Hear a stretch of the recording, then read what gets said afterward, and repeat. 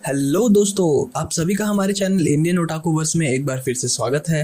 आज मैं आप लोगों के पास लेके आया हूँ डीमन स्लेयर सीजन 3 के एपिसोड 2 का एक्सप्लेनर वीडियो, और वो भी हिंदी में। तो दोस्तों, जैसा कि आप सभी जानते हैं, एपिसोड 1 में अपर रैंक डीमंस को दिखाया गया था, जिसमें से एक कोकोशिबो भी है, जो कि बिल्कुल उस कैरेक्टर जैसा दिखता है जिसे तांजीरो ने अपने ड्रीम में देखा था। एपिसोड 1 की एंडिंग में हम देखते हैं दोस्तों कि तांजीरो सुबह सुबह फॉरेस्ट में कहीं जा रहा होता है, जहां उसे एक सीक्रेट वेपन मिलने वाला होता है, जिसकी खोज में वो निकलता है। वहीं वो देखता है कि 3 लोग आपस में कुछ बात कर रहे हैं। उन तीनों में से एक वो रहता है जिसे तांजीरो ने अपनी ड्रीम में देखा है। तो चलिए मैं आपको बताता हूँ एपिसोड 2 में क्या होता है। एपिसोड 2 शुरू होते ही हम देखते हैं एक छोटा बच्चा जिसका नाम कोतेत्सु है, जिसने अपने चेहरे पे मास्क पहना हुआ है। वो मिस हाशिरा तोकितो से कह रहा होता है कि वो उसे अपनी चाबी नहीं देगा, या वो उसे उस चाबी को कैसे यूज करना है कभी नहीं बताएगा। ये सारी चीजें होते हुए तांजीरो पीछे झाड़ियों में खड़ा होकर देख रहा होता है। वो सोचता है कि क्या हो रहा है, कहीं वो लोग लड़ तो नहीं रहे हैं, उसे बीच में जाना चाहिए या नहीं जाना चाहिए। हो सकता है वो कुछ बात कर रहे हैं आपस में। ये तांजीरो ये तब तक सोच ही रहा होता है, तब तक मिस हाशिरा तोकितो कोतेत्सु पे हमला कर देता है और कोतेत्सु जमीन पे गिर जाता है। इतना देखते ही तांजीरो खुद को रोक नहीं पाता है और वो तुरंत दौड़ा हुआ तोकितो के पास चला जाता है और उसे बोलता है कि तुमने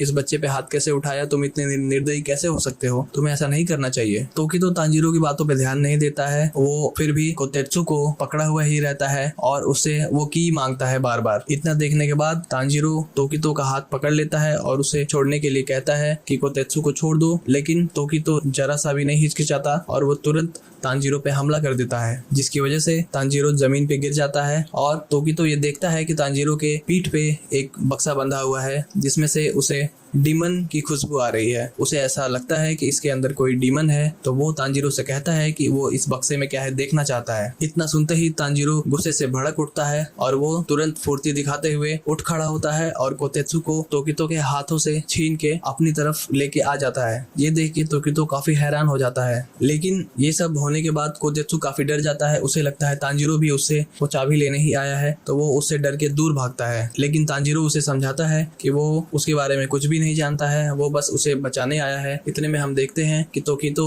उन दोनों को ये समझाता है कि वो चाबी उसे दे दो, क्योंकि वो उसका हक है। अगर वो ऐसा नहीं करेगा तो बहुत सारे लोग मर सकते हैं। तोकितो कोतेत्सु से कहता है कि वो स्वॉर्ड स्मिथ है, स्वॉर्ड स्मिथ को हमेशा स्वॉर्ड्समैन की बात माननी चाहिए और हाशिरा का समय बहुत कीमती होता है, इसलिए वो बिना किसी देरी के उसे वो चाबी दे दे। इतना कहने के बाद तोकितो फिर कोतेत्सु से वो चाबी मांगता है, लेकिन ये सब देख के तांजीरो को गुस्सा आ जाता है और तांजीरो मना कर देता है कि वो चाबी उसे नहीं देगा। इन सारी चीजों को हागा नेजुका पीछे झाड़ियों में छुप के देख रहा होता है, लेकिन किसी को पता नहीं होता है कि हागा नेजुका भी वहाँ पे है। तांजीरो तोकितो की बातें सुन के काफी हैरान हो जाता है। वो उसे समझाता है कि वो ये जो कर रहा है कोतेत्सु के साथ ये बिल्कुल गलत है, उसे ऐसा नहीं करना चाहिए। वो दोनों ही स्वॉर्ड्समैन हैं, दोनों ही हाशिरा हैं, उन्हें इन सबको बचाना चाहिए, उन्हें एक दूसरे की मदद करनी चाहिए, उन दोनों को एक साथ मिल के ही लड़ना चाहिए, तभी वो डीमंस को हरा पाएंगे। लेकिन तोकितो पे तांजीरो की बातों का कोई असर नहीं होता है। वो तुरंत तांजीरो को हमला करके घायल कर देता है, जिससे कि तांजीरो बेहोश होके जमीन पे गिर जाता है। अगले सीन में हम देखते हैं कि तांजीरो जमीन पे गिरा हुआ है, उसके बगल में कोतेत्सु है और उसके पास हागा नेजुका खड़ा है, जो कि कह रहा है कि वो तांजीरो को उठा के ले जाना चाहता है अपने पीठ पे। लेकिन जैसे ही हागा नेजुका को लगता है कि तांजीरो की आंखें खुलने वाली हैं, वो वहां से भाग जाता है। होश में आते ही तांजीरो कोतेत्सु से पूछता है कि वो हाशिरा तोकितो कहाँ चला गया। कोतेत्सु उसे बताता है कि वो चला गया क्योंकि मैंने उसको चाबी दे दी, क्योंकि मैं अपने आप को बचा नहीं पाता। तो तांजीरो उसकी बातों को समझता है और वो उससे पूछता है कि क्या हागा नेजुका भी यहाँ पे था, क्योंकि मुझे लगा मैंने उसकी आवाज सुनी। कोतेत्सु कहता है कि नहीं, हागा नेजुका यहाँ पे नहीं था। इतने में तांजीरो उससे पूछता है यहाँ जो तीसरा आदमी खड़ा था या वो क्या था।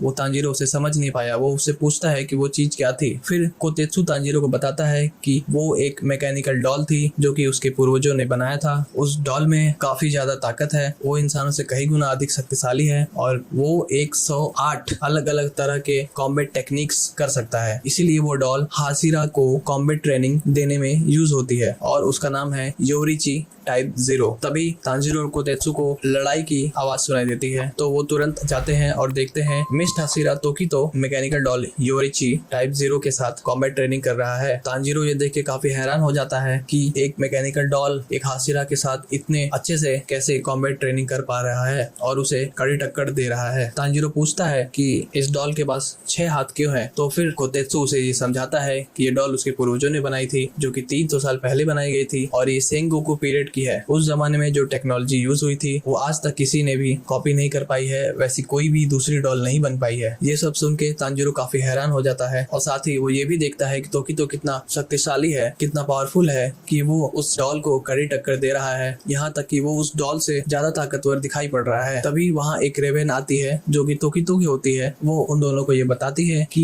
तोकितो फायर ब्रीथिंग डिसेंडेंट है जो कि सन ब्रीथिंग इस्तेमाल करते हैं, इस वजह से तोकितो काफी ज्यादा ताकतवर है। ये सुन के कोतेत्सु और तांजीरो दोनों हैरान हो जाते हैं, लेकिन तांजीरो ये कहता है कि उसने तोकितो को अभी तक सन ब्रीथिंग टेक्निक यूज करते हुए नहीं देखा। इतना सुनते ही रेवेन भड़क जाती है और वो तांजीरो पे हमला कर देती है। तभी तांजीरो को उसके ड्रीम में जो व्यक्ति था उसका चेहरा याद आता है और वो सोचता है ये तो बिल्कुल योरिची के जैसा ही चेहरा है। वो कोतेत्सु को ये बताता है कि उसने अपने ड्रीम में, अपने सपने में योरिची को ही देखा था। इतना सुन के ही रेवेन हंसने लगती है। वो सोचती है कि तांजीरो का दिमाग कहीं और चला गया है, वो कुछ और सोच रहा है। वो लग रहा है इस गांव से नहीं है, क्योंकि योरिची जो है वो 300 साल पहले का कैरेक्टर है जो कि सेंगोकू पीरियड का है और तांजीरो उसे किसी भी हाल में नहीं देख सकता क्योंकि वो 300 साल पुराना नहीं है। ये सब बातें कोतेत्सु सुन रहा था। कोतेत्सु समझ गया था कि तांजीरो के साथ क्या हुआ था। कोतेत्सु उसे समझाता है कि तांजीरो ने जो सपना देखा वो उसके पूर्वजों का है, क्योंकि यहाँ पे पूर्वज से पूर्वज जो मेमोरीज होती हैं, जो यादें होती हैं, वो ट्रांसफर होती हैं, जो एक जनरेशन से दूसरे जनरेशन पे पास ऑन की जाती हैं। तो तांजीरो ने जो देखा था वो उसके किसी पूर्वज का सपना था, तांजीरो का खुद का सपना नहीं था। ये बातें सुन के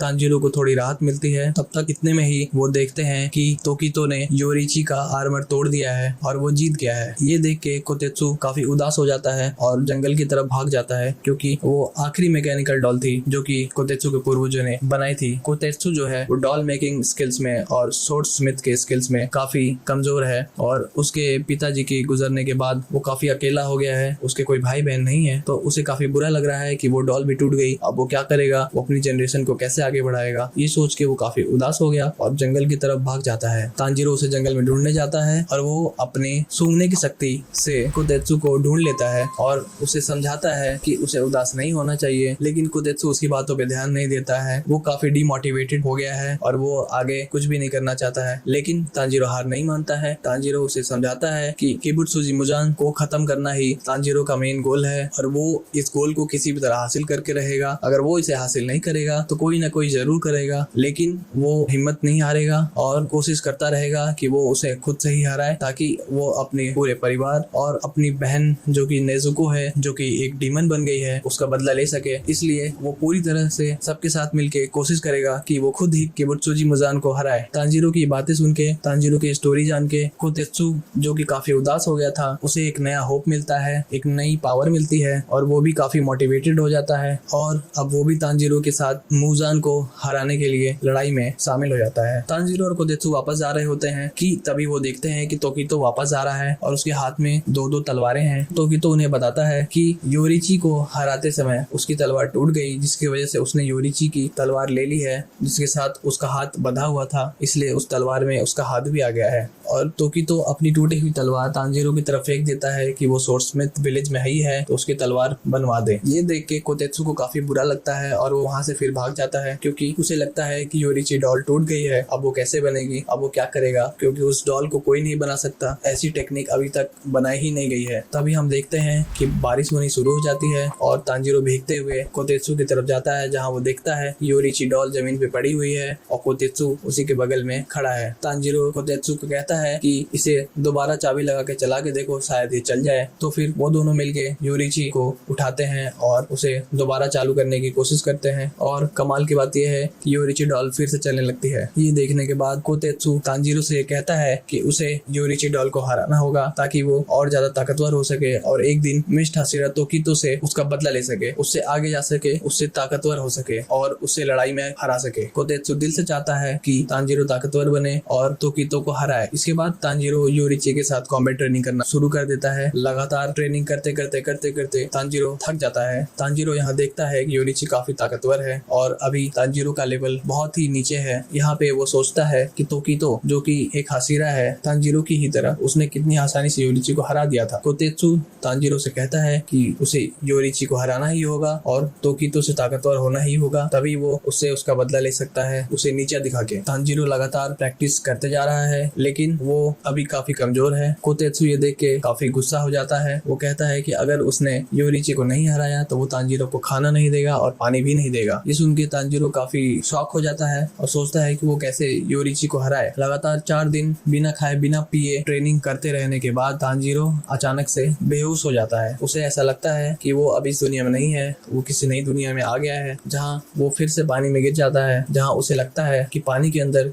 कई सारे हाथ उसके पूरे शरीर पे मसाज दे रहे हैं। तभी वो देखता है कि पानी के बिल्कुल नीचे एक पत्थर है जो कि चमक रहा है। तांजीरो उस पत्थर की तरफ जाता है और उसे पकड़ लेता है। तभी तांजीरो की आंखें खुल जाती हैं और वो ये देखता है कि उसके पास एक नई तरह की ताकत आ गई है, जिससे कि वो योरिची की मूव्स को पढ़ पाता है कि योरिची कहाँ से हमला करने वाला है। ये सब तांजीरो पहले से ही देख पा रहा है और इस बार वो बहुत ही इजीली योरिची की अटैक से बच जाता है और आखिरकार वो योरिची पे एक अटैक करने में कामयाब होता है और जमीन पे गिर जाता है। ये देख के कोतेत्सु बहुत ही खुश होता है और वो कहता है कि वो तांजीरो को जी भर के खाना देगा। तांजीरो ये सुन के काफी खुश हो जाता है और वो कहता है कि मुझे पेट भर के पूरा खाना चाहिए। उसके बाद अगले सीन में हम देखते हैं कि तांजीरो और कोतेत्सु बैठे हुए हैं और तांजीरो खाना खा रहा है। फिर अगले सीन में हम देखते हैं कि तांजीरो वापस ट्रेनिंग में लौट आया है और योरिची के साथ कॉम्बैट ट्रेनिंग कर रहा है। इस बार तांजीरो पहले से काफी फास्ट और ताकतवर महसूस कर रहा है क्योंकि वो अब योरिची की मूव्स को पढ़ पा रहा है। योरिची कहाँ से अटैक करेगा, कैसे अटैक करेगा। यहाँ हम देखते हैं कि तांजीरो एक ओपनिंग बनाने में कामयाब होता है जहां वो अटैक कर सकता है योरिची के ऊपर, लेकिन